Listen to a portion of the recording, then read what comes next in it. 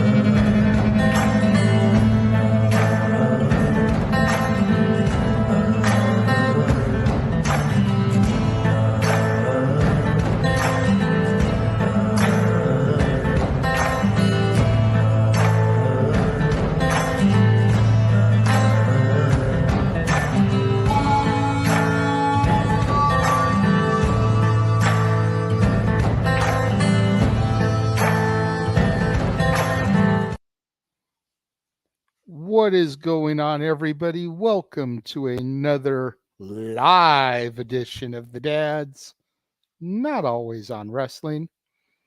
I am the Renegade JJ Williams. He is the man, the myth, the legend, the West Coast professor. Jeff, we're not more than 5 minutes into the show yet. Meacham. Yes. It's Friday. We ain't got no kids with us. We got our job right now, and we do got shit to do. So, you know. That's right. And we got a ton of shit to do today. Discuss in our opinions. Yes. Subjective. Right, Natalie? If you're watching. Where's that banner at? We're going to be discussing the top 10 Johnny Depp movies. Now, let me get this little proviso, this little quid pro quo out of the way. We're only discussing the movies that we have seen. Yes. There very well could be movies that we miss that you think are like the greatest Johnny Depp movie of all time, but we haven't seen it. And you could be So right. We can't rank it. I mean, we could sit here, we could blow smoke up your guys' asses talking about what a great movie it is. Blowing smoke, that's for Rob's podcast. But we feel like you would see through it. Yes. So we're only going to talk about the ones that we've seen, that we know, that we enjoy, and that we can speak at least somewhat intelligently about. Yes. I almost said passionately about, but there's literally a couple of movies on here that I only saw for the first time watching them to review them. Right. So I can't speak too passionately about it. Right. But it was enough that it registered something in my brain. Yes. And was like, okay, this needs to be on the list. Absolutely. Yeah. This is a much easier list to bring together than last show, because goddamn, last show was a debate on top of a discussion on top of a no F you, I'm right. You know, yeah. It was a process to get the Monday Night War moments done. But we got it done, baby. In public, if you will. There really was only one real debate when it came to us making our list for this. Yes. And we'll go more in depth to it when we get there, but it basically came down to the placement of Crybaby on this list. Yeah, at the end of the day, that's exactly what it was. And again, we'll get more in depth into that when we get there. Yes, and but we will. For now, we have a joint list, much like we did when we were talking about the wrestling heels. Yes.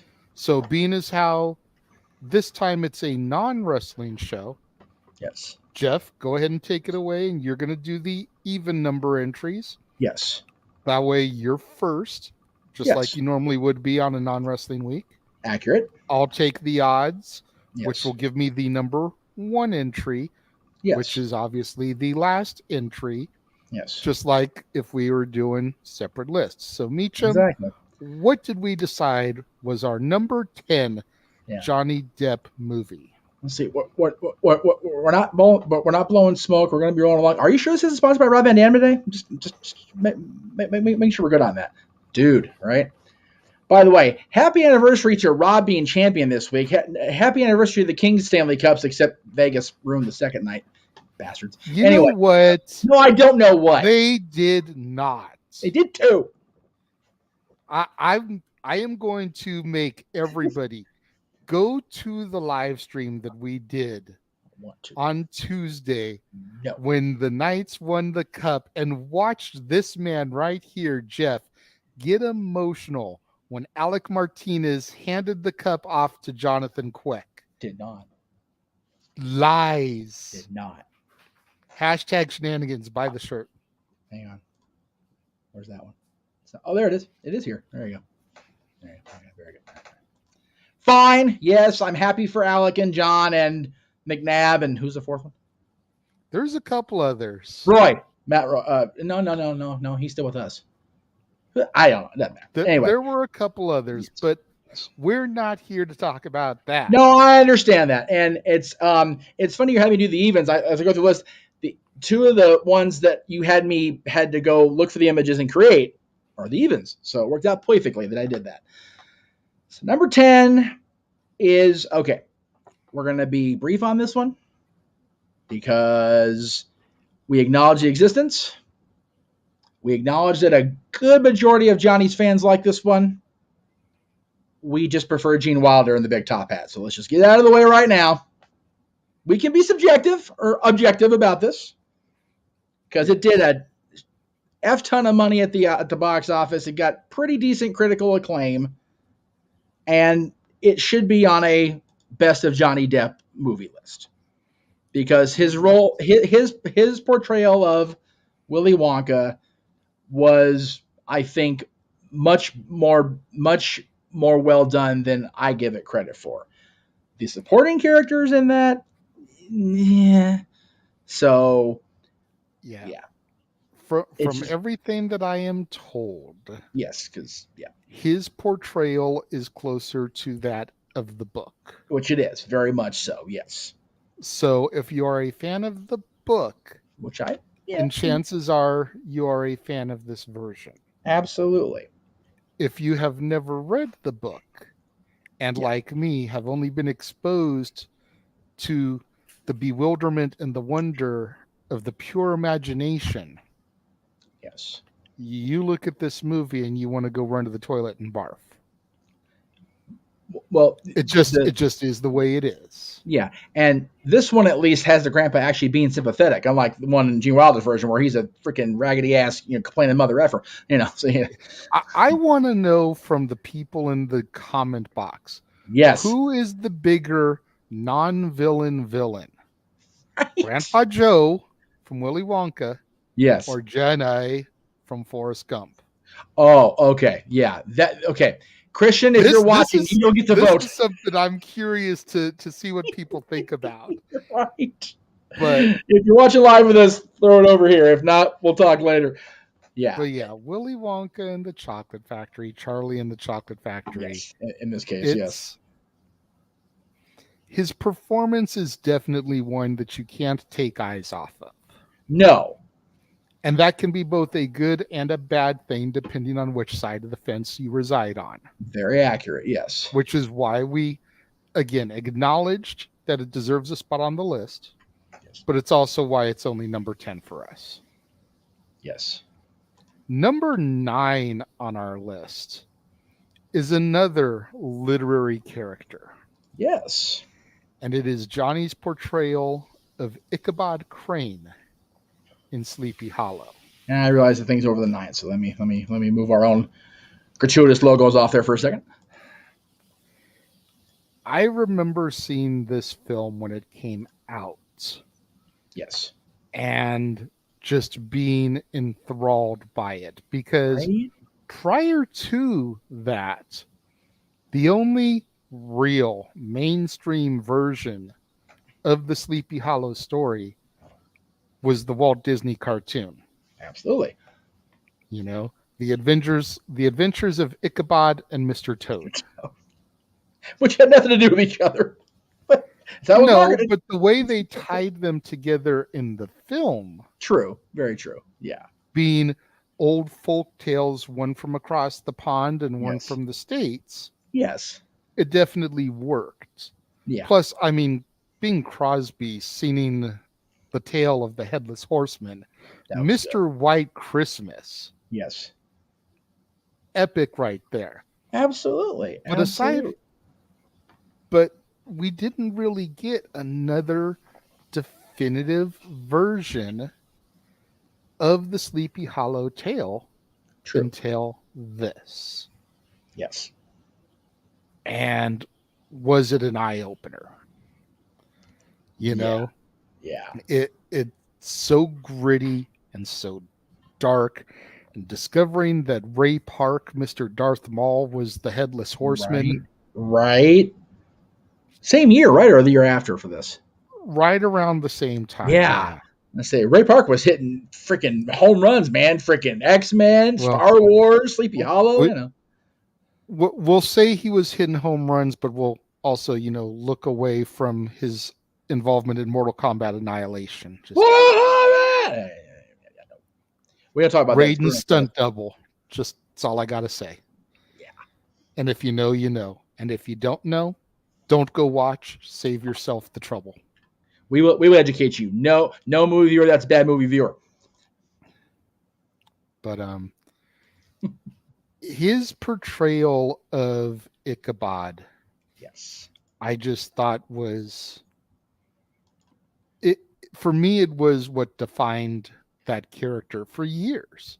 I would say that, if you think about the Disney cartoon, Ichabod doesn't speak. Everything is told in pretty much narration, right? With the exception of Brom Bones and like a couple other minor characters. Yes.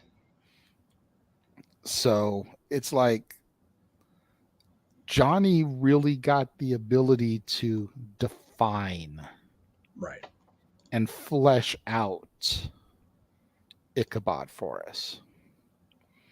Yes. Josh in the chat room kissing booty because of what he put in the group chats earlier. Oh, trust me, brother. He knows what's coming to him tomorrow, brother. I'll tell you what, brother. Now is this brother or bro? No, brother. Okay. No. Bro was the freaking Rickroll last week. That was good shit last week. Back to Yes. what we're actually discussing. And if you want to dictate the conversation and get us off track, super chat. It's as simple as that. I was just throwing it up there as you were talking because he was mentioning Ray Parks. I just we don't have to acknowledge it verbally. I'm just throwing it up there. As you should, Joshua, as you should. And plus, aside from Johnny Depp, we found out that Christina Ricci was Stephanie McMahon's old theme song. She all grown up now. Damn. Accurate. Anyway, number 8 is one that I think is this week or last week you did this one, if I remember right. I think it was this week. Maybe not. Anyway, doesn't matter. One of the early favorites of mine I've seen Johnny Depp perform in because it's another one of those. Definitely showed his versatility as an actor, and that was Don Juan DeMarco, along with Marlon Brando and Faye Dunaway. I keep forgetting this Marlon Brando because my mental muscle of Marlon Brando was either The Godfather or Jarrell. Like if I see him looking like a normal guy, I go, I don't know who that is. That's fair. Yeah. So seeing them together and Faye Dunaway, unfortunately, for the folks probably younger than us, they're going, who? Which is a damn crying shame because Faye Dunaway is a hell of an actor. She is tremendous. And I hadn't seen this in a very long time until you were doing your review for it, so I wanted to brush up because I figured it would come up because it was a recent watch, so it probably would come up in our discussion. And I just found myself more blown away than I did before. It was just one of those. And again, it's lower on the list. And again, when we get to where we're going to get to, we'll explain. But I just felt, and when you presented me the list that you already had together and we were trying to add, I definitely felt that this belonged here. It was a wonderful, refreshing watch. A refreshing rewatch, what I was trying to say, but my tongue just didn't want to go there without having to enunciate and say every syllable because F me today, apparently. No worries. I love the movie. It's just a solid performance from all three of them. And again, it's a Johnny Depp showcase, and it's a Johnny Depp feature. So I love the performances. Great film. Absolutely. Before I get to my take, we did get a $2 super chat from Josh. Thank you very much, Josh. All hail Meech and Renegade for life. Now, this is one that I had never seen prior to watching it to review it. Right. And my knowledge of the film prior was essentially the Bryan Adams song, Have You Ever Really Loved a Woman? And I just found myself captivated and kind of entranced by everything going around in this film, and the way that Johnny believed he was Don Juan. It kind of took me back to another movie that we adore so much, Miracle on 34th Street. Oh, yeah, absolutely. There's plenty of evidence to prove that Chris isn't Kris Kringle, Santa Claus. Yes. But you can't shake his story. Nope. He's steadfast in his belief. Yep. And despite the fact that Marlon Brando's character finds all these little pieces that don't really add up in his story, right, he still believes himself to be Don Juan. Exactly. I think the saddest statement about this movie is the fact that Selena had a bit part as a singer in the cantina. Yep. This movie was released 1 week after she was murdered. Oh, that's right. I forgot about that. Yeah. You know, and I discussed this a little bit on my review. Yes, You think about her trajectory, where her career was headed. The fact that she, albeit a throwaway role, is in a movie with Marlon Brando and Johnny Depp and Faye Dunaway. Right. What could have been for not just her music career, but a potential acting career Yep. off of the success of what this film did. Yeah, it did had very that well. tragedy not occurred. Yes. Exactly. Yeah, that goes double for you, Mansfield. No spoilers for SmackDown Or Rampage. or Collision, even though it hasn't happened yet. But Or stuff is Tony's being social media. posted on social media. Or Hunter's social media, or our social media, or Dave Meltzer's anything, because fuck Dave Meltzer. We're past 10 minutes. We're good now.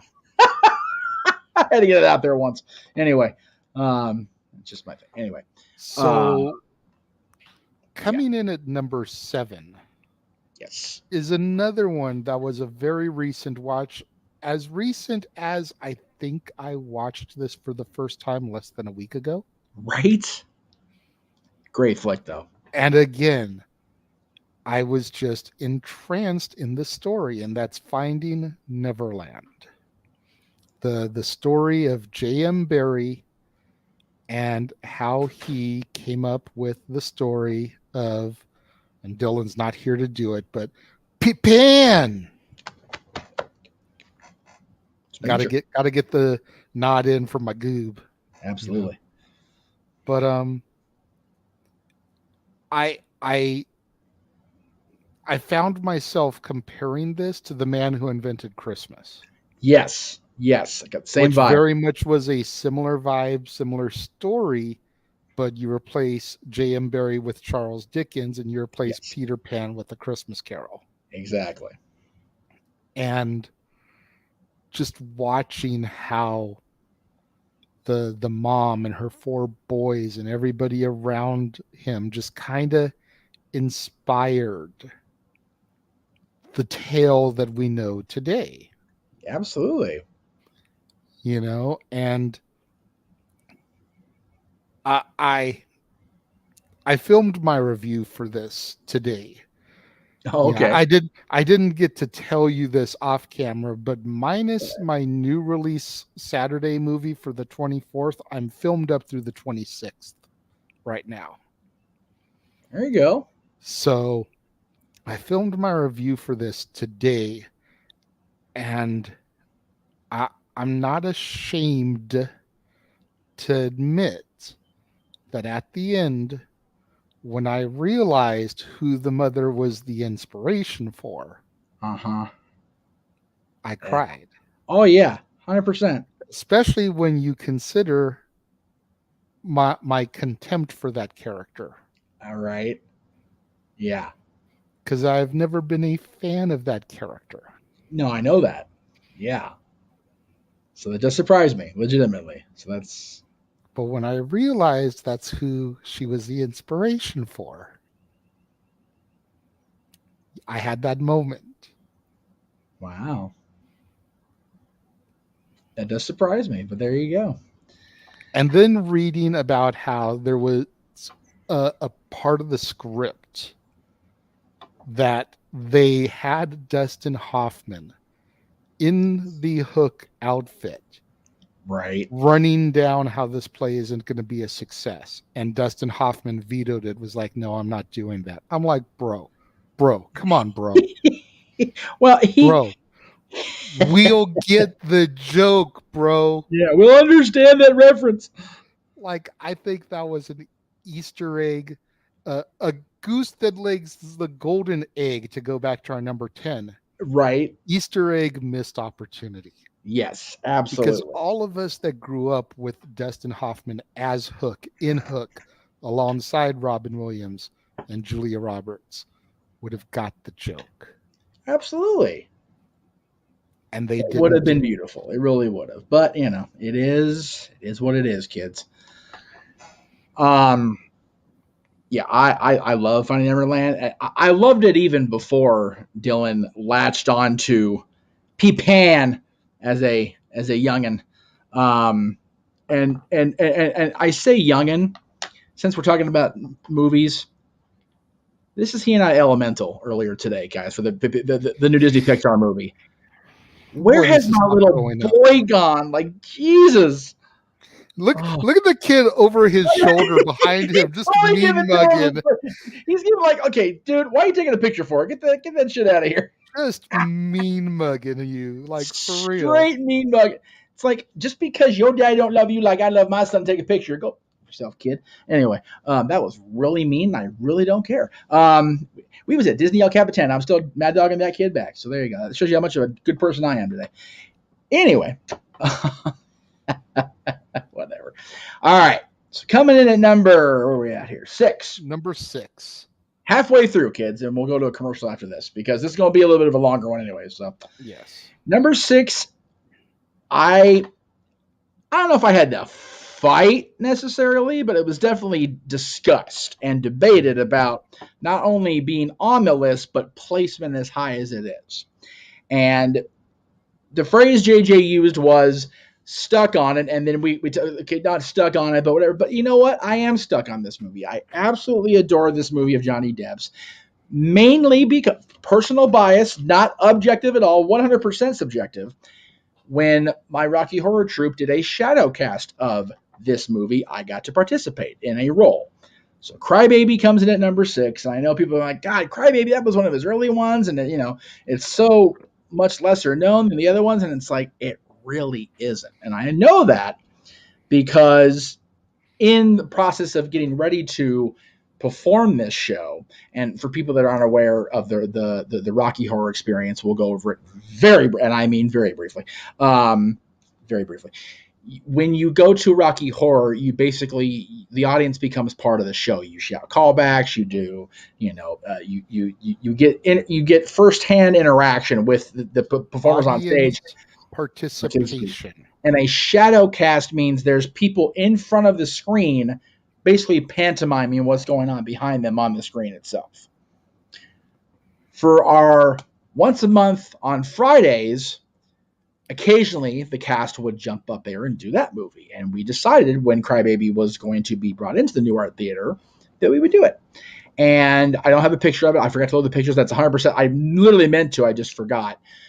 If you've ever seen Crybaby, the horribly obscene photographer, Tojo Jackson, who my screen accuracy on one of the shots was frightening to me in retrospect, because he basically is taking pictures of these young ladies who are in high school, and he ends up picking up one of the characters that's part of Crybaby's crew, and it's Tracy Lords, who, if you don't know, was known for being caught doing pornography at a under 18 situation. So yeah, my character's a sleazeball. It is what it is. But it was a wonderful experience. Still experience. not as sleazy as Vince McMahon. But anyways. Don't think Vince ever got with anybody underage, to be fair. That we know of. We haven't acknowledged that yet. Nor do I want to, and not get sued for slander, because it probably won't be true. Anyway. Yeah, I thoroughly enjoyed this movie. I enjoy watching it back now, and every time I forget the actual name of the song. I'm sure Music Man here will be able to help me, but shaboom shaboom, yeah. Every time I hear that song, I'm in the opening scene with the freaking the idiots, the drapes, the doo-wop kids, and it's like, oh my, like I get right back into the theater. I'm right there during the whole presentation. It's hysterical to me. The song was actually called Shaboom, and it was also in Cars. So Cars came out before we did Crybaby. We did Crybaby in 2007. So this is, and I think Cars was after. 06. Yeah, it was because I remember hearing the song and I'm like, I just heard that. Yeah, remember 2007 was my last. Like, I literally did Crybaby and then I was off cast a month later. So it was like my last hurrah, other than we did a Father's Day weekend, all boys on cast night. And we'll just say Jeff Meacham is the Peg Bundy tranny, and we'll leave that one alone. You can use your imaginations and go to sleep with frights. All right. And considering I know Rocky Horror, I know exactly who you're talking about. Big hair. At least you weren't the Coolio one. Well, no, because I have more rhythm than that guy. Anyway, and if you've watched the scene in the lab, you cannot tell me I'm wrong when I say that shit. If I could doing this shit after the music's done, like, no Coolio, it's a bad Coolio. Anything you want to say about Crybaby before we go to our first commercial break? Crybaby is another one that I only saw for the first time watching it to review it this month. Yes. Which is part of why I intentionally left it off of my list, knowing you were probably going to push for it. Absolutely. So I wanted to see you push for it and kind of make you push for it. Because, maybe you were going to throw out a couple of things that I wasn't expecting and overlook Crybaby, just like you overlooked Johnny Be Good as the greatest musical moment in a non-musical movie. Maybe you were going to overlook Crybaby. But or look Roddy Piper on your list, that one, but you didn't, and then it just became the him-haws to where it belongs. Yeah, this was the biggest again. And again, we'll get more in depth to it when we get to the one that I basically had put my foot down and be like, look, A plus B equals C.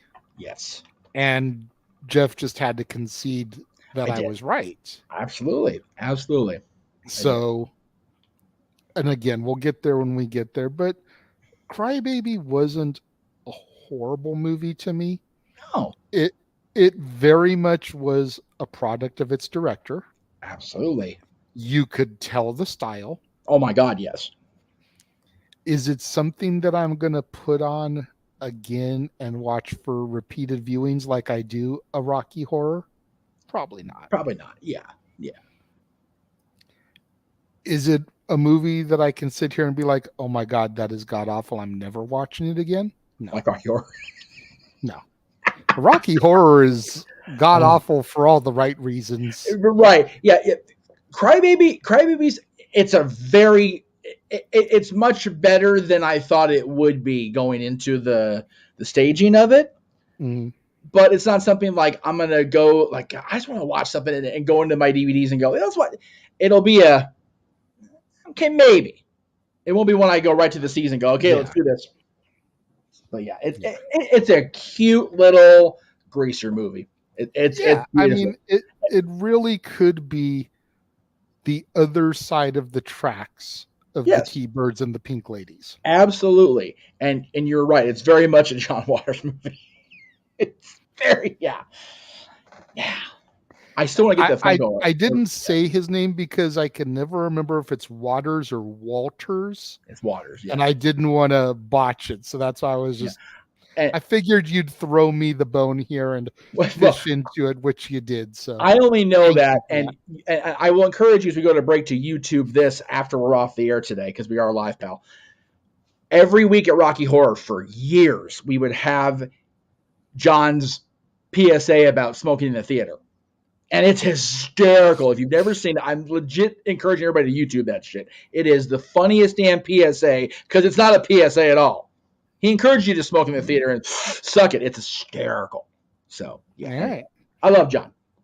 Before we get to the other half of our list, though. Yes. What commercial are we throwing, Meacham? Let's do the watch-alongs. Oh, you know what? We'll do the watch-alongs at the end, because that's coming up tomorrow. So, although, so's the game show one, but that's okay. I'm really hit heavy on the wrestling one since we're doing a non-wrestling show today. I want to hit the wrestling promotion hard at the end. Got it. So, coming up, beginning tomorrow of all days, this is what you have to look forward to on our open mic night specials.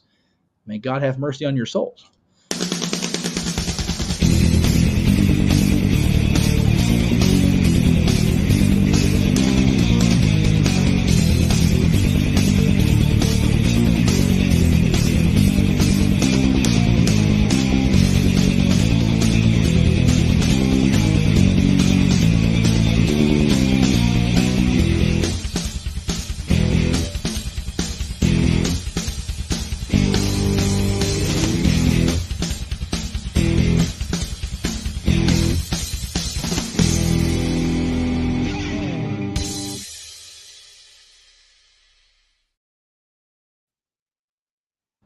All right.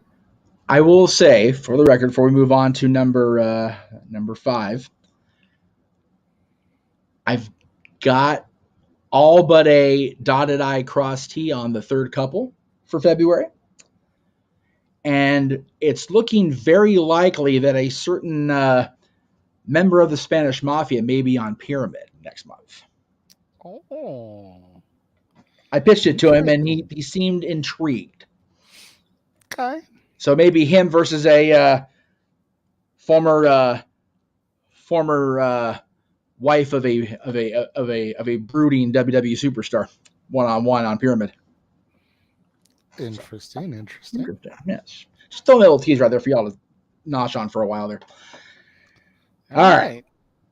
So coming in at number 5, kicking off the second half of our list. Yes. Is Donnie Brasco. Yes. Just watch this one. Yeah. Again, another one that I only saw for the first time in order to watch it and review it. Yes. And honestly, it's become one of my favorite catchphrases, if you will, coming out of one of these. But like, right. I don't know why it took me so long to see this. Yeah. Yeah. Because you look at the surface and you're like, dude, Al Pacino, Johnny Depp. Yeah. Mafia movie. Yep. You like Casino. You like The Godfather. You like Scarface. Dick Tracy. Why are you not watching this? Yeah, right. Yeah. Goodfellas, I don't mind, but I was always Casino over Goodfellas. That's fair. And when you figure that 2/3 of the main cast is the same in both movies, right? Yeah. You know, so, but yeah, it's like I'm not really sure what took so long for me to see this film, but I thought that Johnny Depp did a great job as Donnie. You know, I'm calling him kid for lack of a better term, but this young man who gets so sucked deep into the mafia world, right, that he ends up becoming the best friend of Al Pacino, and he wants desperately to try to get his character out of the mafia, right? Because as a guy who's undercover, he knows what's coming eventually. Right. And he's trying to save his newfound buddy from the banhammer, if you will, coming down on him. Right. And because Pacino's character is so old and so stubborn and he knows nothing else. I mean, Donnie literally is trying to give him a bag of money. Here, take this, start a new life. Right. He won't do it. Nope. It just... your heart kind of goes out to both of them. Absolutely. You know, Pacino's character for being so staunch and stubborn and thick-headed, you know, that he won't do what in his heart he really knows he needs to do. Yes. And Donnie for getting so deep that he kind of he kind of fell right for this guy and ended up with this strong bond with him. Right, exactly. And despite what he wants to try to do to get him out, like, he just can't save him. No. So good walking the fence there. Speaking of sucked in, coming at number 4. Oh, geez. What a segue there, Meacham. Especially the picture I ended up having to choose. Well, I didn't have to. I chose it because it's good. So, number 4 was one of the ones you asked me to get an image for, because at the end of the day, the poster doesn't feature Johnny because he's not the star of the movie. Absolutely. He's very much, a matter of fact, it's his first major role. So where are we at here? To Mr. Daniel, ask and you shall receive. It took a little while. It took us about 40 minutes to get here. But A Nightmare on Elm Street with Johnny Depp as Glenn comes in at number 4. Yes. And going back to Crybaby.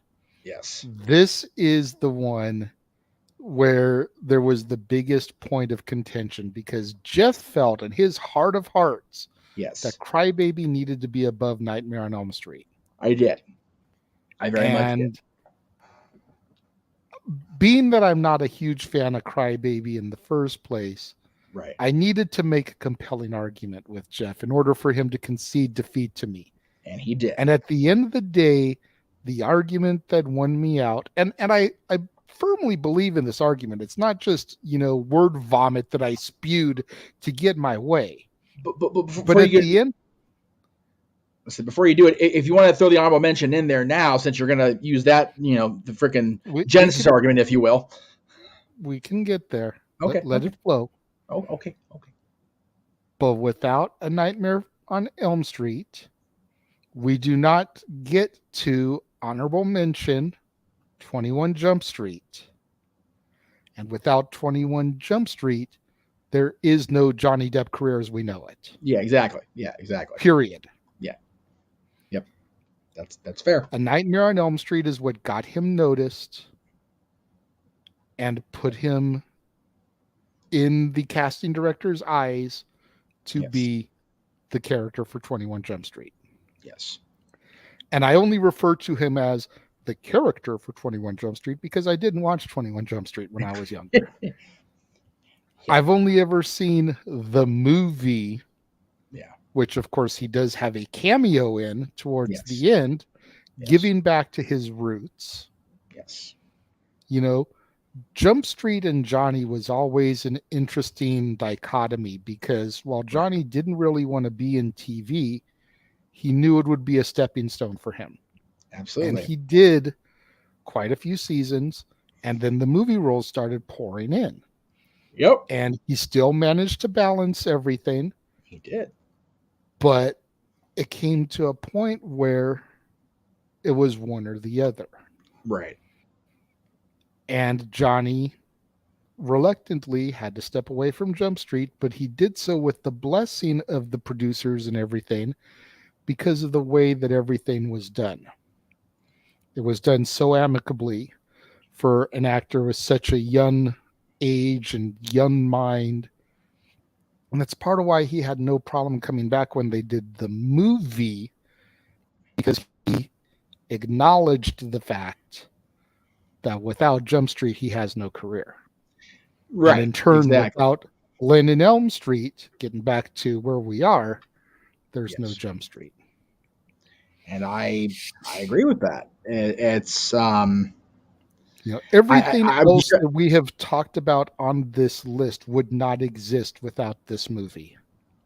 And as a result, without Jump Street. Yes, that's kind of the way it is at the end of the day. Yes. And by the way, trying to get that sumbitch freeze framed was a nightmare. Didn't actually mean to do that, but it worked. It was bonkers because that scene moves so fast. Once Freddy's hand emerges from that bed, it is freaking 310 to you, but that's it. Night. Yeah. So I want to make sure I got Freddy's hand in the shot.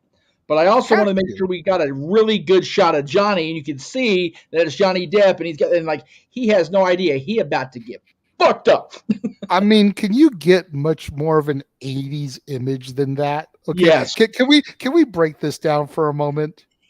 You've got Johnny Depp in a crop top football jersey. Right. Headphones over his head. And they're bigger than his damn head. Stereo right to the side of him. Yes. TV on his lap. Right. Can you get much more 80s? Freaking big ass overhead lamp over the bed. Big ass freaking orb lamp in the corner. Yeah. Yeah, remember. I always forget that Elm Street came out in 84. I could swear it's older than me, but it's not. No. It's 40. It's 40 next year. How y'all feeling, other horror fans? Nightmare on Elm Street's 40 next year. Jesus Christ! Let me go get some more Ovaltine and cookies for us all. Right. Just put in with the red and green stripes to make it look, make it say themed. Wow, crazy. Number 3, sir. Number three It's not one that I had to watch for the first time this time. Definitely it's not. just such a cute story. It is. Benny and June. I love it. And although Johnny does not play Benny, he does not play June. No. He is very much the focal point of this film. Absolutely. And especially when it comes to his physical comedy. Yes. Something that you really don't get a whole lot of, dare I say, until the movie we're going to discuss at number 2. Yes, exactly.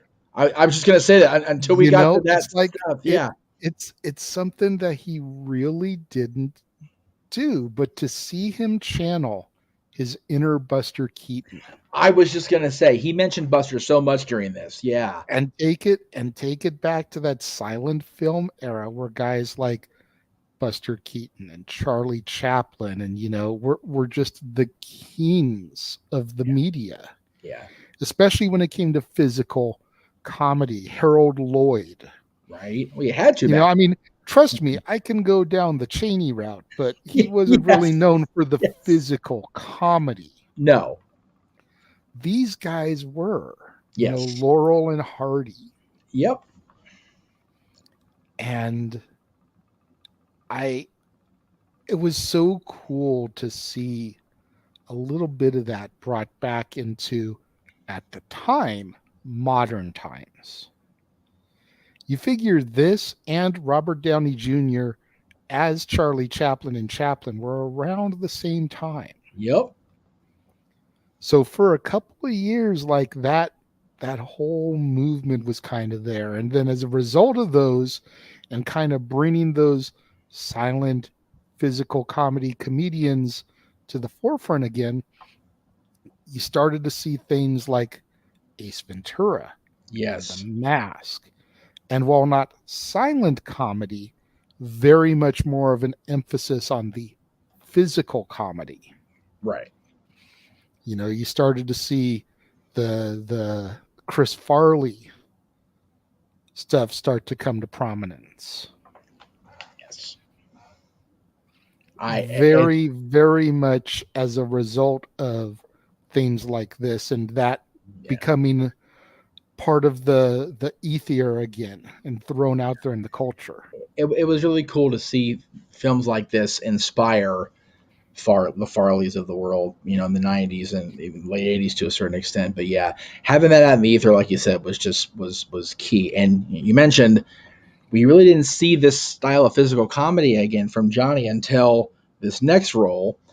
And again, Daniel with the Nostradamus chat, coming in there. Number 2. I mean, we've done 8 movies so far, and we haven't touched on this character. So, the Magic 8 Ball says it's coming, just where? Yes. And to be clear, we are not naming one individual movie in the series, Pirates of the Caribbean, which is why I took a shot from him hiding inside the ride itself. Nice. Well played, sir. I got to go with the work synergy, right? Well played. Yeah. And funny story, I showed you that the little short YouTube of it said Johnny Depp at Disneyland, and we were like laughing up. It actually was Johnny, for the record. He just went out there and characters did this thing. It was like, yeah, he does that from time to time. It's crazy. He used to. Yeah. Well, yeah. Well, I don't know how much he does it anymore since the bad juju kind of came between him and Disney when the trial occurred and everything. The video I showed you was from last month. The one where he was walking along Rivers of America, like in front of the restaurant there. That was, I think, either last month or the month before.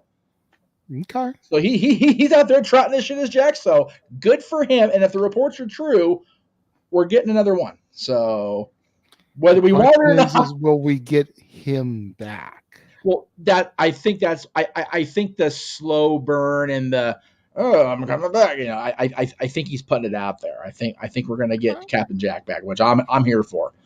So, but yeah, I just love this shot so much because the him reacting to the reactions on the ride was what made that whole thing. Yeah, absolutely. Because he was hysterical.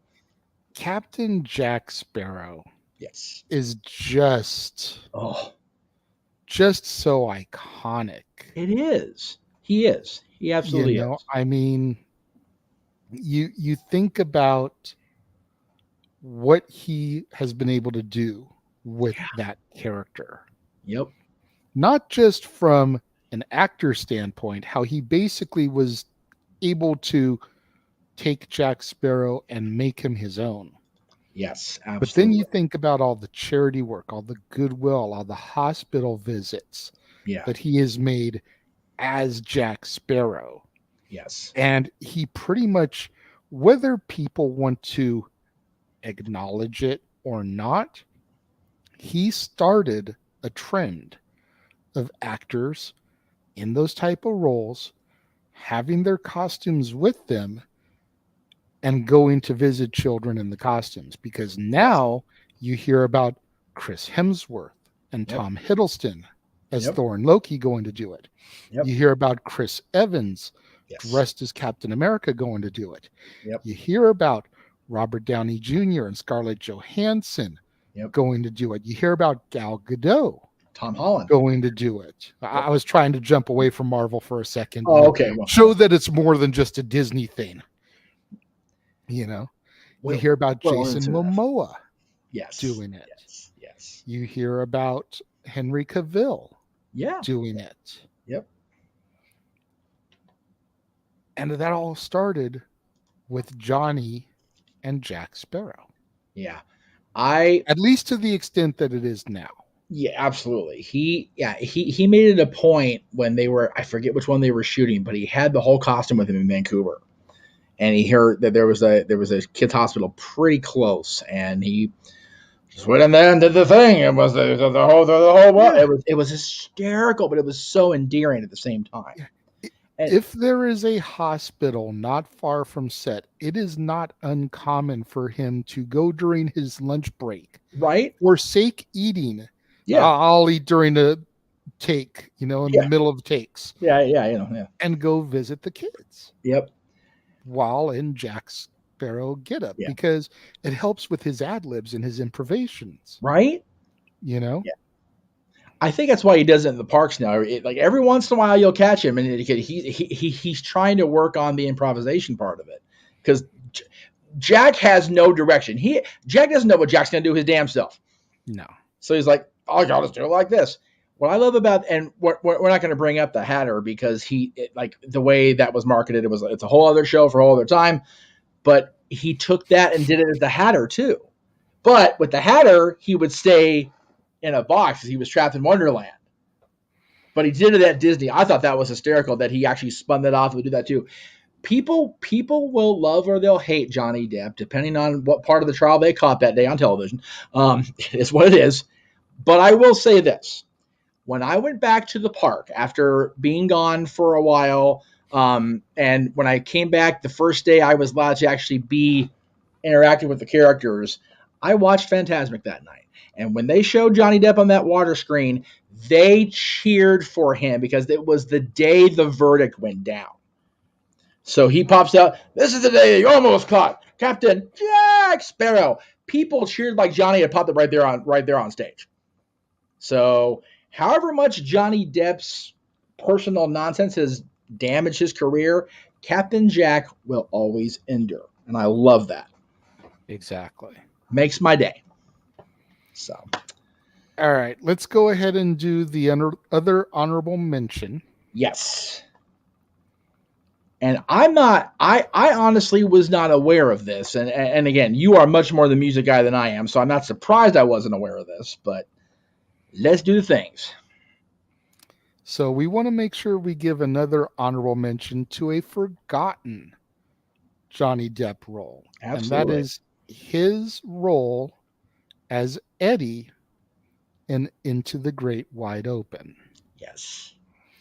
The song is a Tom Petty single music video. Tom Petty of the Heartbreakers. Right. But I remember seeing that video for the first time and immediately recognizing him. Nice. Because this was during that early transition for him. Yes, it was. Like, he had done Crybaby. Mhm.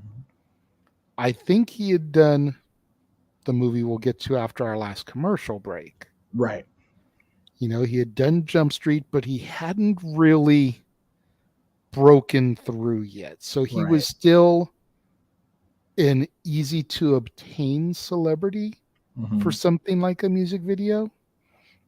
Right. But when was Gilbert Grape? it might have been filming around the same time. Yeah, I was gonna say because I'm pretty sure that was after Crybaby as well. Yeah, So Gilbert Grape was after Crybaby. it was close though because DiCaprio was still a freaking fetus in that movie. Looking like He he was having walked growing off instead of growing pains. Another great flick. But yeah. But his performance in Into the Great Wide Open, yeah, I always remember, and I remember distinctly being at a friend's house who is an obsessive Johnny Depp fan to the point where they claim to own everything he had ever made. But they didn't have a DVD with that on there. Blasphemy, I say. Blasphemy. And I said, you don't have everything he's made. And of course, they wanted to get all uppity at me, like, well, a music video doesn't count. And don't say you have everything he's ever made. Because you can go and you can buy a DVD of Tom Petty music videos, and that's on there, and then you'd have it. Yeah. Just because you may not be a fan of the artist, if you're a fan of the actor, that's right, and you obsess over the actor, and you claim to own everything the actor has made, that's right, have it in your collection. That's right. But I highly recommend anybody that has never seen the video, give it a watch. It's on I want to say this was like 90 or 91. Yeah. Because it was the first Heartbreakers album after Full Moon Fever, which was Tom's solo, which is what gave us Free Falling and all that. Yes. So, yeah, claiming to be a true Johnny Depp and a fan of having everything he made is like saying you're a Michael Jackson diehard and not having a copy of Captain EO. You wrong for that. I got one. Mm-hmm. Had to go to Frankenstein's, but I got that shit. Damn right. Damn right.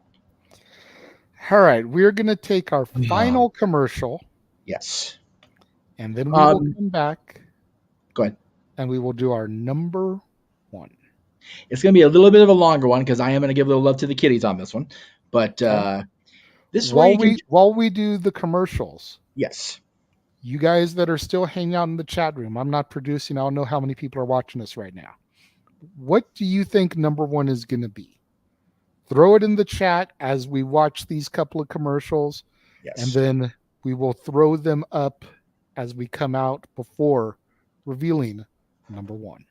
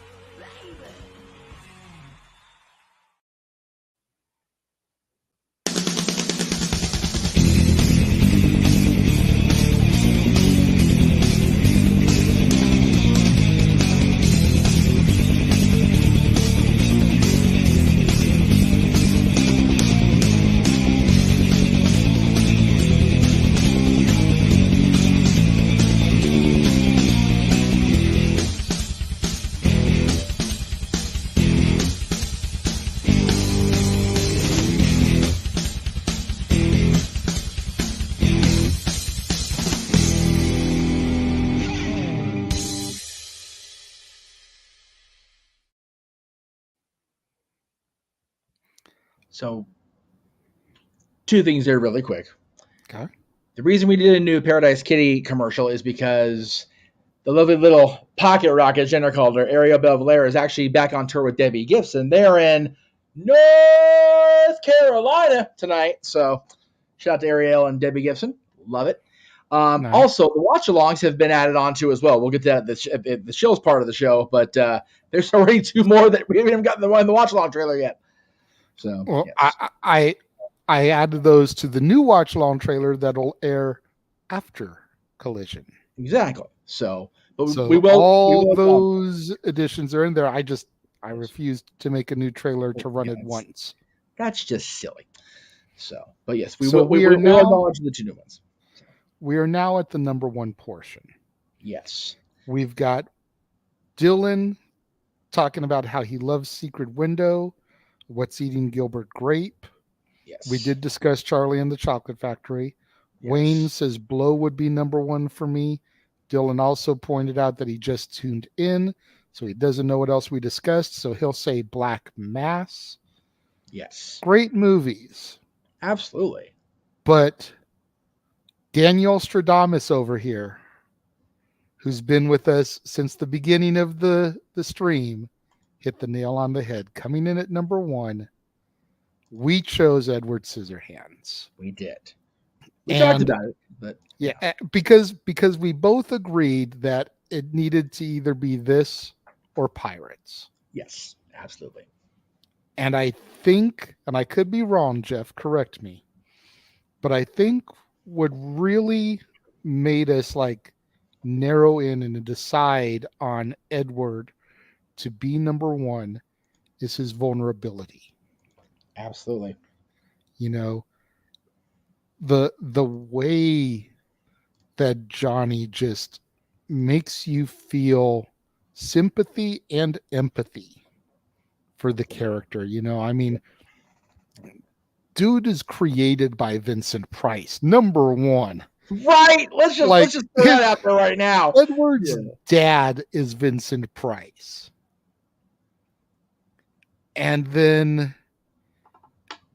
you factor in everything else and this disfigured creature, right? Very much a Quasimodo-esque, yes, you know, or an Elephant Man-esque. Very much so. Absolutely, you know, I'll agree with that. These abnormalities, this deformity.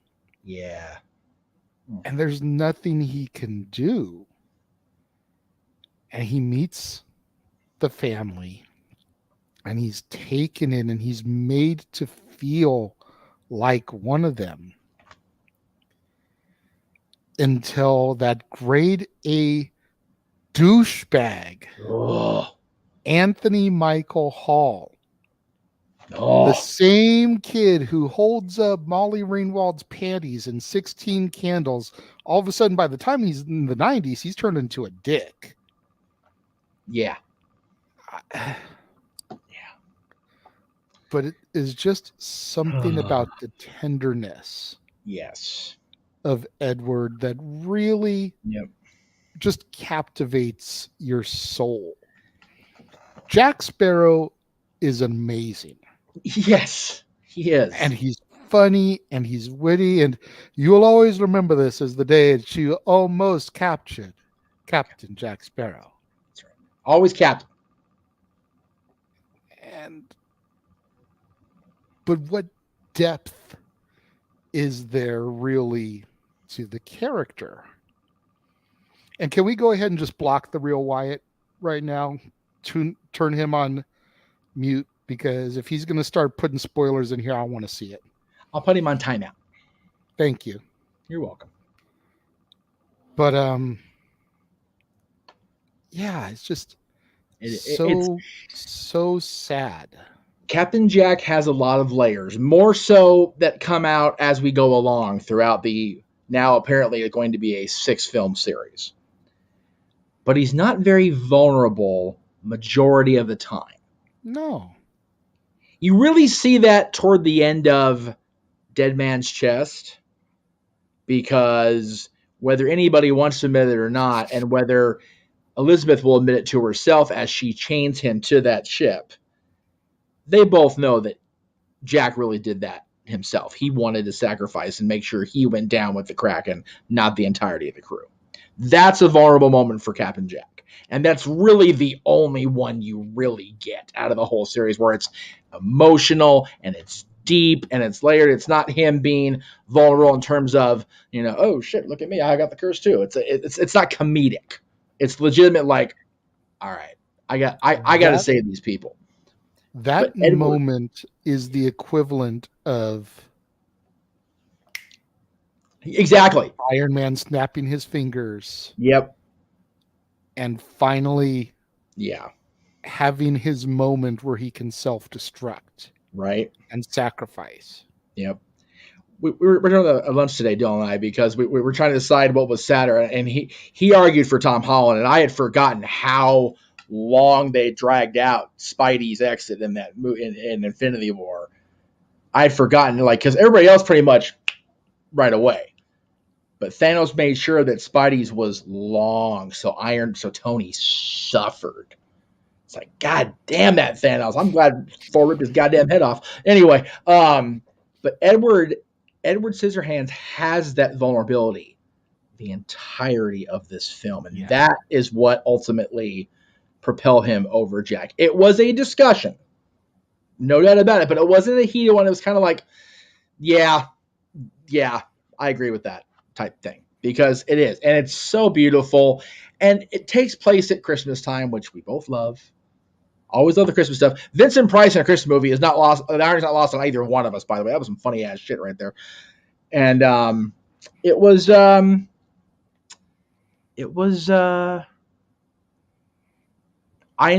hadn't seen it in years. Probably a decade or more. Until I think last Christmas, maybe the one before that. So it's always beautiful to go back and revisit.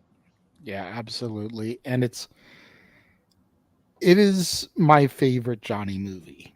Yeah. Which is another reason why I fought so hard for it to be number one. Absolutely. Again, I take nothing away from his performance as Captain Jack Sparrow. Absolutely not. Especially when we're discussing The Curse of the Black Pearl. Yes, the first one is definitely the best. Now, if the other four movies didn't exist, we'd have a conversation. Right, absolutely. I think we would, yeah. But because the other four movies do exist, and especially with the fourth one being what the fourth one was, there really was no debate for me. Yeah, if 4 hadn't been so that they almost had to do 5 to recover. Mm-hmm. And you got Penelope Cruz, and I forget who plays Blackbeard, but he did such a fantastic job. Yeah. You look it up. They had, and Barbosa, Jeffrey Rush, not Jeffrey Rush. What the hell? He's Barbosa. Yeah, Jeffrey Rush. I'm thinking, I mean somebody else, but yeah. You had solid players, but you and I discussed this while it was happening. The better parts of Jack were playing off of Will and Elizabeth, and that ridiculous dynamic between the three of them. And it was missing heavily in 4, kind of back in 5 because Will was back. And then Elizabeth was there at the end. Very end, yeah. It's like I said, it had its moments, and 5 was the recovery point. So that's why we're getting 6, apparently rumored to be with Jenna Ortega playing the daughter of Captain Jack Sparrow, which, Jesus Christ, Keith Richards, Johnny Depp, and Jenna Ortega, that's a hell of a gene pool. And Paul McCartney. And Paul McCartney, that's right. Don't forget about Paul McCartney. I will never forget about Paul McCartney when I'm talking to you, ever. I know better than that. Damn so, right. Just out of random curiosity, we should have somebody sing Papa Was Rolling Stone to Johnny Depp at this point, right? No. Okay. Just kidding. No. No, Jeff, that's a bad Jeff. I didn't say who should. I didn't want to have them dancing along California Raisins across the screen or anything, And Dylan, I can never take Davy Jones serious as a villain when he's dancing on my TV screen to Daydream Believer. Now that is a joke. That is, that's a hell of a joke. And not only that, did we ever think Mickey be the only one left standing? No, not really. Right? Of all of those guys, Mickey's the one left standing. That's bonkers to me. Anyway, we're going way off track here in the weeds here. The weeds with musicians. But in any event, those are our top 10 Johnny Depp movies. Yes. What do you guys think? Do you agree or disagree with us? Let us know in the comments. If you're watching the premiere, leave your thoughts and comments over there next to Meacham. If you're watching on demand later in the day, leave your thoughts and comments down here. And let's have that conversation, that discussion, that debate, that interaction that I'm always asking you guys for over on my channel, on my shows, in the comments below. Yes. To Dylan, who says that we should do a top 10 Leonardo DiCaprio movies. It is funny that you should ask that, Dylan, because next year in November, Leonardo DiCaprio turns 50 years old. Wow. So the month of November for Renegades Reviews is going to be dedicated to Leonardo DiCaprio movies. Much as this month has been dedicated to Johnny Depp movies for me. As Johnny Depp turned 60 1 week ago today. Right. So maybe they could be our non-wrestling dads that month. So there you go. So Dylan, consider it done. Consider it booked. Adam Pearce style. We will make it official. Yes. And don't worry. He is going to be turning 50 next year, bro. And Johnny is 60 this month. Right.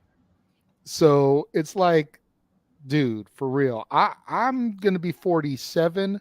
I know I don't look 47, but I still don't look as good as Leo does turning 50. Let's just call it the way it is. Yeah. Yeah. He's one of the many where you go, I hope I look that good at that age. So, So if nothing else, next November, I will finally watch Titanic. Because I'm going to have to as part of Leo. Gonna have to for Leo. Yeah. Was there a Growing Pains movie with him in it? Unfortunately, I don't think so. I know they had that TV movie where like Carol ran for political office or something. Oh God! I don't think Leo was in that. I know everybody else was back, including the girl that played, what was her name? Christy, the youngest daughter. Yeah, Ashley. She was back. So like everybody was in it, I think, except Leo. Right. Yeah. It's. Yes, and to answer the final question, where's the rum? Once Jack Sparrow went off screen, Jeff Meacham drank it. Is what happened there. That's right. The rum is always gone. All right, Meacham, what other shows do we have to get through so that we can be off the air in time for us to watch SmackDown live to the West Coast? With the return of the Tribal Chief. Yes. All right. In addition to the watch-alongs you saw earlier, yes, we have had two more added to the calendar because one was made official date-wise. One was made official period today. So the one was made official period, Payback for WWE, which, God help us if it gets this far, JJ. But it will be the weekend of Roman Reigns' 3-year anniversary as Universal Champion because it was August 30th of 2020. Jesus Christ. Same show, Payback. So I think that's why they brought that back because damn it. So hopefully it won't get to that point. Hopefully my theory will still come true. But but there's a lot of shenanigans that have to come true for that. So you know what's going to happen if we get to Payback and he's still champion? You will have to acknowledge that you believe in Joe Hendry at that point. I know. Don't God help all of us. Already had to sing his theme song, right? Oh, the horror of it all. In addition to that, the little engine that nobody said could, damn it all, turns 1,000 episodes in September. So congratulations to the folks at Impact Wrestling. Even Scott D'Amore, that interfering no good Canuck. Now, from what I've discovered online, yes, that show is going to either be filmed the day before or the day after Victory Road. Correct. So it'll be airing on the 14th. So it will not be live, unfortunately, on the air, No. but we will be watching it. Yeah, we'll be calling and it live. acknowledging it and Yes. calling the action as it happens, because Yes. damn it, it deserves it. The fact that Impact Wrestling, Yes. NWA TNA, has got to 1,000 episodes. Yeah, and that's just the Impact show itself that premiered in 2004. Yeah. So, and yes, 1,000 in that long a time seems like, well, wait a minute, Raw got to 1,000 in 10 years. Consider Impact's history, kids. Okay, just but they're still going, and that's the important thing. Yeah. So, and then what about the other watch along? Well, that's part of the July watch along show. Yes. Okay. So there you go. There it is. You've got that. You got one of those graphics for it. I got one of those graphics. I had a long bus ride up that freeway in rush hour today, baby. But yes, July we have now, as of now, 5 watch-alongs, 1 per weekend. The goal to get No One I Did Not Sleep Until WrestleMania marches on, ladies and gentlemen. It's gonna be a thing. Money in the Bank 2 weekends from now, because this weekend's Father's Day. 3 weekends from now, because this weekend is Collision. We'll talk about that momentarily. Next weekend, of course, Forbidden Door. But July, we get 2 from WWE, 3 from WWE if you count NXT, and then Slammiversary. Which we do, damn it. Acknowledge NXT. We do. That's right. Slammiversary, 22 years of TNA / Impact. 23 years of it. No, 21. It's 2002. 21 years. They can drink at their 20th anniversary. That's right. And then Death for Dishonor from Ring of Honor coming up the Friday following that. So that's going to be awesome. And then the non-watch along special episodes, editions, whatever you would like to call it. We in the group of, let's call them channel heads, if you will, have tossed the award show around. But I decided, as the man with the name on the marquee, it's on the plaque, so I'm going to count that right now since the logo is up in the other corner. Aaron has No DQ has their year-end awards. They have the Hall of Fame, which we recognize in the Jeff Meacham Network Multiverse of Media as the Wrestling Hall of Fame, because WWE's is a single-minded, sometimes 2 people thing, and the other one's voted by Meltzer marks. So no, I'm good. Yeah, I was gonna say, the Observer one doesn't count. No, but our No DQs counts because the No DQ Galaxy votes on that, and I am very much a part of that. But that recognizes the entire year, and we figured, okay, let's give a little love to the people that shone brightest in the first half of the year. So during open mic night, following Money in the Bank, depending on how the news goes that week, that will either be the show or it'll be mentioned in between segments of the show as far as the award winners. Yes. We will also have Pyramid, which as I said earlier, may have 2 of our lovely friends from the wrestling world. We'll see how that goes in discussions the next month. And then our Dad's episodes they're both going to be special. Very much even though it's not August yet, a very JJ centric month for Dads. Yes. Top 10 solo era. Yeah. We're going to be discussing the top 10 Beatles songs from the solo era. Yes. Have you been listening to the playlist I gave you? I have been listening off and on. I'm digging it. it. Yes. I appreciate your honesty in saying on and off. Like, I would have been okay if you said no, not yet, but the fact that you acknowledged not consistently, but right. I appreciate that. Like I said, busier than I expected to be, considering I've been off work for a month. So, it's. Well, I mean, when you do all that cleaning, just let it play as you clean. Oh, yeah. Absolutely. And then the wrestling one for July is the top 10 matches from the ECW Heatwave series of pay-per-views. Yes. We've done SummerSlam. We've done the Great American Bash.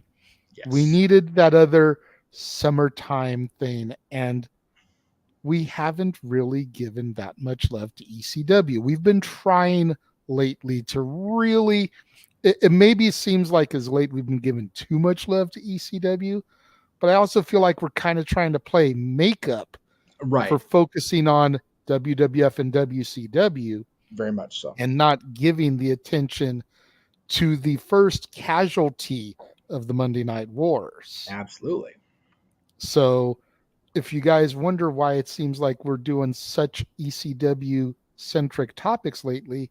Yes. That's why. And Heatwave 2000, the only time the legitimate ECW came to Southern California, Yes. I was there, so I've got that kind of Yes. that muscle memory, that attachment, emotional attachment to the show. Yeah. I Figured it would, was a great one to do. I would only want that to be a pre-tape so we could film in front of the Olympic Auditorium. Like, for real.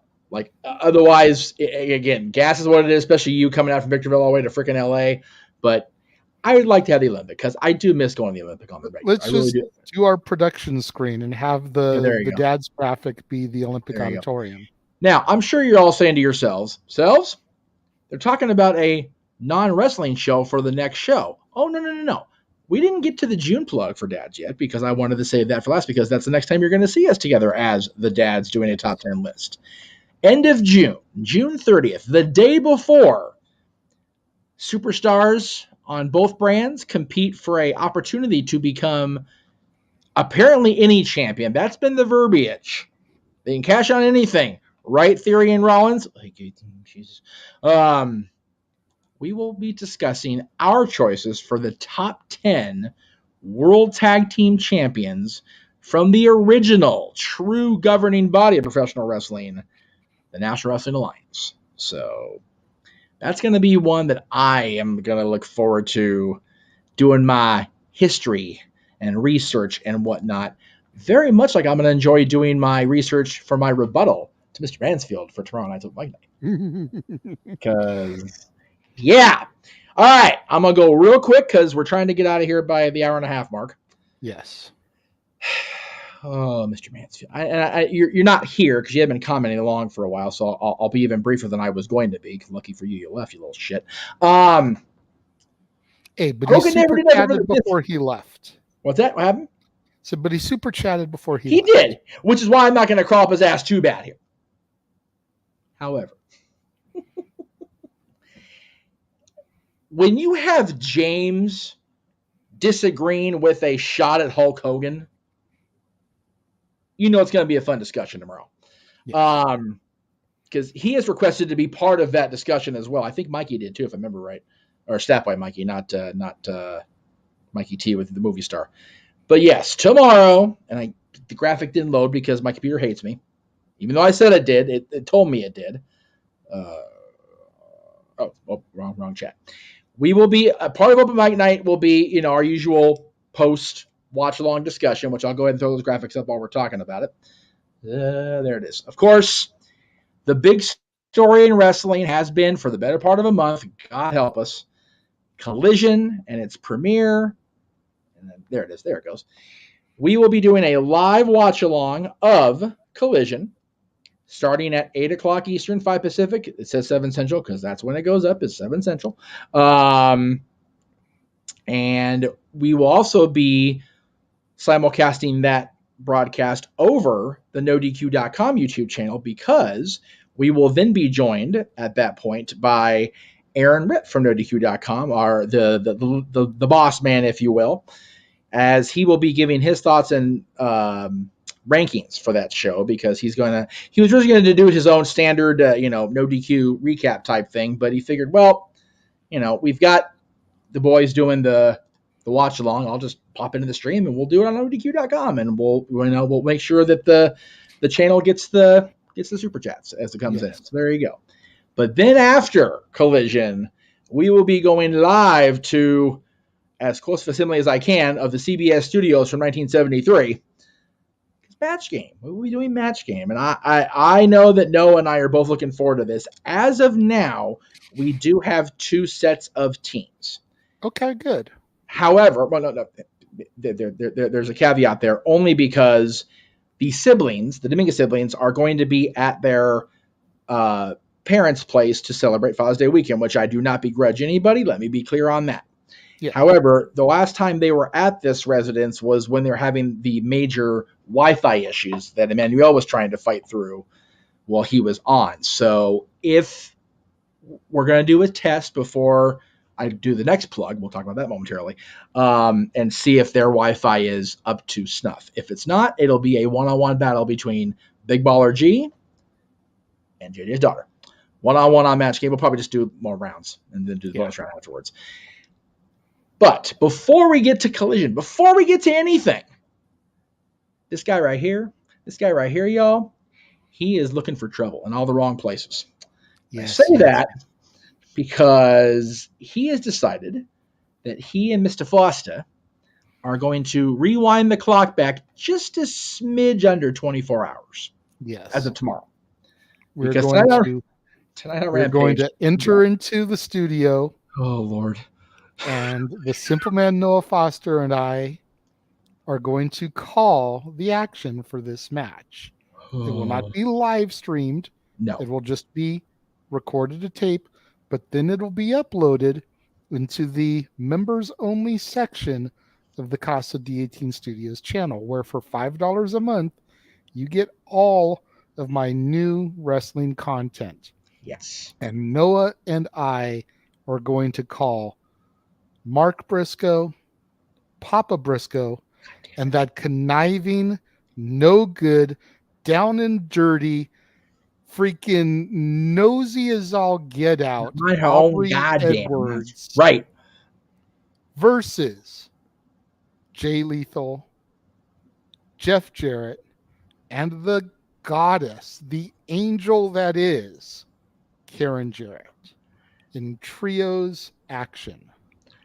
So I think we need to talk to Conrad, legit, and find a way to have a screenshot of Karen wearing the My World no sleeve shirt just throughout the whole show. Because that will sell that boy more merch than anything with fucking 4 horsemen on it. I don't give a shit what Conrad says. I don't think he's going to watch this because he's not a movie guy. No. I plan to troll Noah when we come on the air for open mic night tomorrow. You a bad man for that. I dug out my Slapnuts shirt. You dick. You did not. Oh my God. You found it. That's good because I know you were looking for it for Dynamite in January. I'm not going to wear it for calling the action. I'm going to be impartial. I'm going to try to be impartial. I'm going to tell him I always do before we go live. Yeah. You're good, I'll be good. But if you start ragging on Karen, I'm going to go off on Aubrey. That's right. But once the dust is settled on Match Game and we run our little commercial between hand, I'm going to change into my Slapnuts shirt. Nobody warned them. We'll know it was you. That's right. That's right. We know who's watching. That's funnier than shit. And then open mic night will take the air once JJ gets a Slapnuts shirt on and trolls us all. There's a lot of shit to talk about tomorrow, more than we thought, to be honest with you. So yeah, I mean, and just to briefly touch on each of these images here. Yes. You know, you've got The Rock, Dwayne Johnson, and his loss of $60 million in the XFL, and apparently his career is over now. Yeah, you've got Hulk Hogan giving his interview and his comments about how the wrestlers today should be bagging his groceries. You have the news about how supposedly Carlito has now signed a deal with WWE and is on his way back. You've got the transcript of CM Punk and his ESPN interview. You've got the fact that Jungle Boy Jack Perry is apparently going to challenge for the world title at Forbidden Door against Sonata.